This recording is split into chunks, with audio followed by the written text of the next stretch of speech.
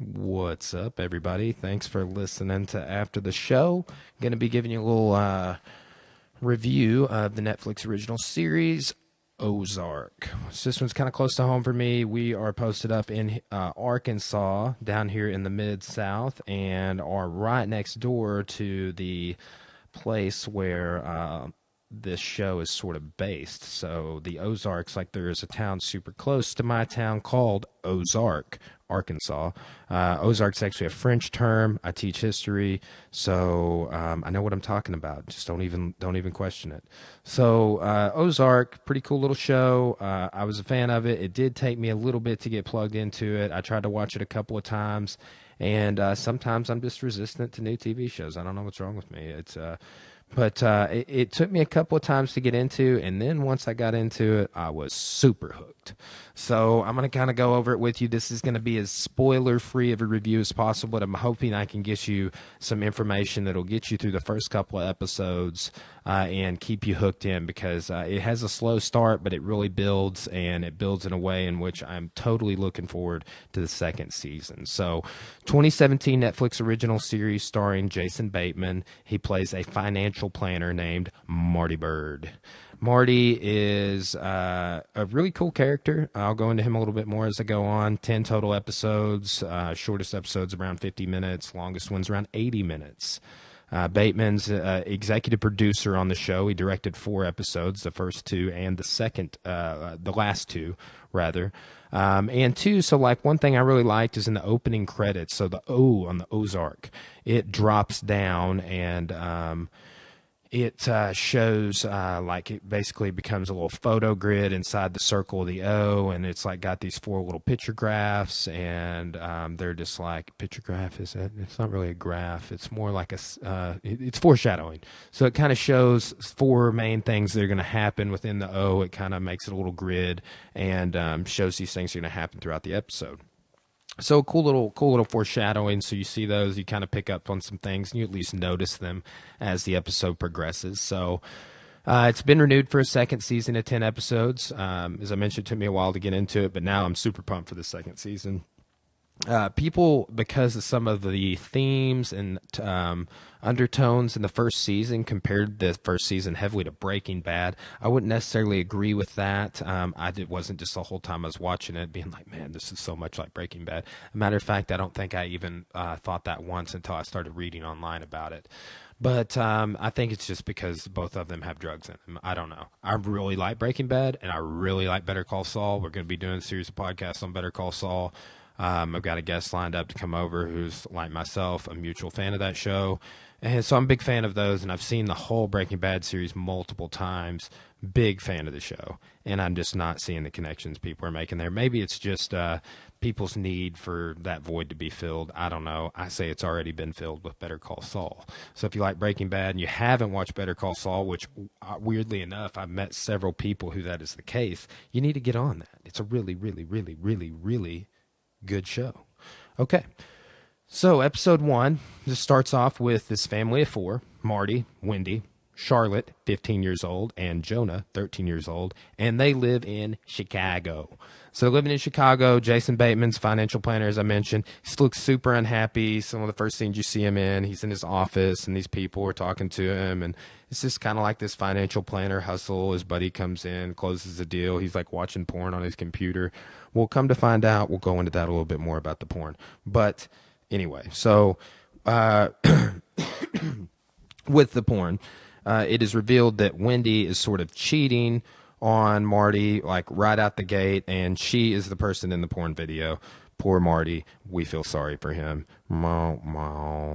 So, but you feel a little less sorry for Marty when you find out he's working for the second largest drug cartel in Mexico. I don't know who the first is. It doesn't really go into that.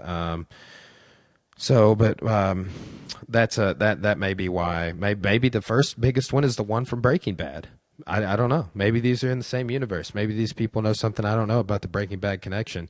But he works for laundering money for the second largest drug cartel in Mexico. That's like once I knew a guy that in the jiu-jitsu world that claimed to be the third best leg locker in Texas. Anyway. So, second biggest drug cartel in Mexico. More gets revealed about this drug cartel throughout the season. So, Marty and his business partner Bruce, not so much Marty, but Bruce and his dad, it appears, have been basically double crossing this Camino del Rey guy. And he shows up. It's like, hey, you've been stealing my money. You've been skimming off the top, and I'm going to kill you all. And he does that, kills all of them. And this is all in the first episode, I think, but still this didn't get me hooked. So Marty gets spared by like hitting him like with this proposition, like, I'm going to go here to this place. You need to let me do this. I'm going to give you 500 million clean and clean money in 5 years. And please, please don't kill me and my family. Can I call my family? And it just like, he has this really convincing little monologue, and he's like, Bateman is killing it as an actor in this. And I've watched it a couple of times since, but he's killing it as an actor. It really draws you into his character a little bit.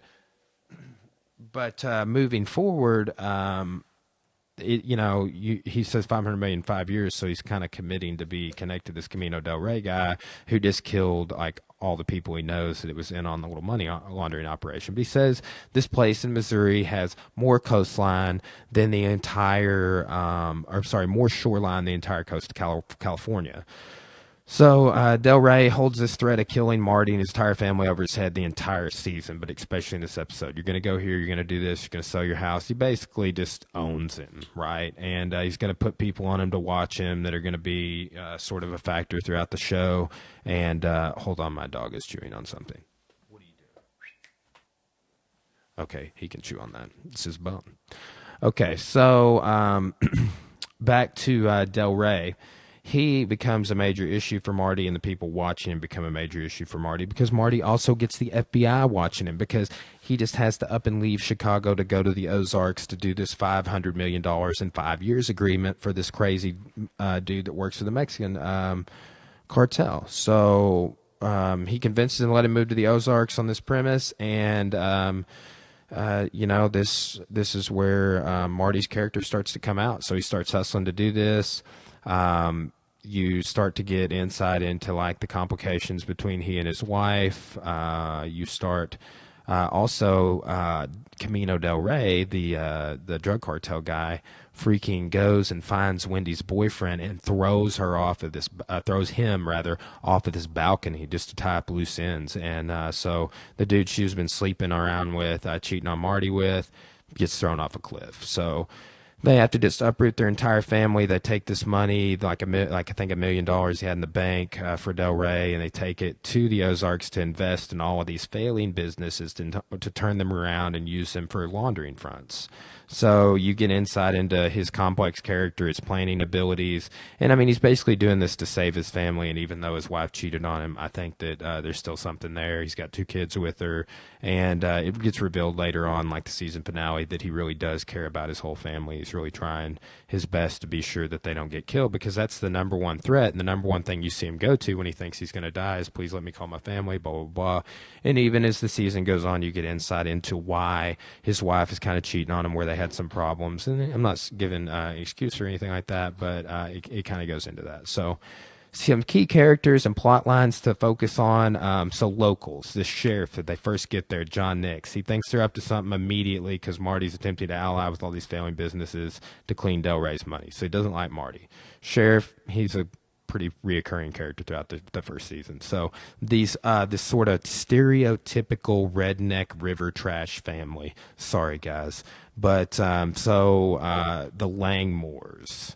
There's these older brothers, Russ, Boyd, and Cade. And Russ has these 2 kids, Riot and 3. What a cool name, 3. And then Cade has a daughter, Ruth. Cade is in prison, and he's the older brother of the Langmore family and Russ and Boyd. And he's like feared by the family, some sort of crazy patriarch that's basically given orders from the inside. In a way, they're sort of a crime family, but in a way, unorganized way. Anyway, kind of some complex characters. Ruth becomes a major character, and so does Russ in a way, but I think that Cade's character is going to be big in season 2, and I'm going to try not to do any spoilers in this episode to reveal any more about that as to why. But I definitely think you should watch it because you'll know what I'm talking about. It's on Netflix. So Marty crosses ways with the Langmores almost immediately. Ends up they steal all of his money. This Ruth does, but then like Wyatt and 3 end up like meeting up with Charlotte, and they kind of become friends. But then they get crossways with them, and it's back and forth. But Ruth eventually ends up like kind of being Marty's greatest ally, you could say. So then you have this dude named Bobby Dean, who is going to be an issue for Marty in an interesting way. He's a strip club owner of this strip club, super nasty strip club called Lickety Splits. And he's the owner. He winds up dead. Who killed him? I don't know. You should watch. Maybe him being dead's a spoiler. If you think so, I'm sorry. But he gets it revealed early on, but he's obviously not in the whole season. Eugenia and Sam DeMoody, they're these real estate agents.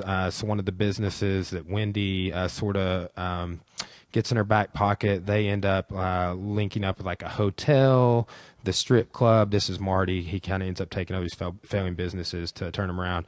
Hotel, strip club, real estate agency, funeral home, and all this. So the real estate agency, there's this father and son, and Wendy ends up working for him, and I'm sure that that'll be portrayed more in the second season. So also there's this plot line with these 2 FBI agents, and they're gay, Roy Petty and Agent Trevor Evans. So they used to be in a relationship together, and there's a couple episodes where they do a lot of backstory. I kind of feel like this is a Netflix original sort of model, and I could just be making that up, but like almost like Netflix has a template where they start like in episodes, like the middle episodes of a season, getting towards the last I would say, after half of it's over, they start like giving you flashbacks into characters. They did this on Orange is the New Black. They do this on a lot of Netflix original series, I've noticed. Again, maybe it's to keep you interested. I saw some people online complaining about this.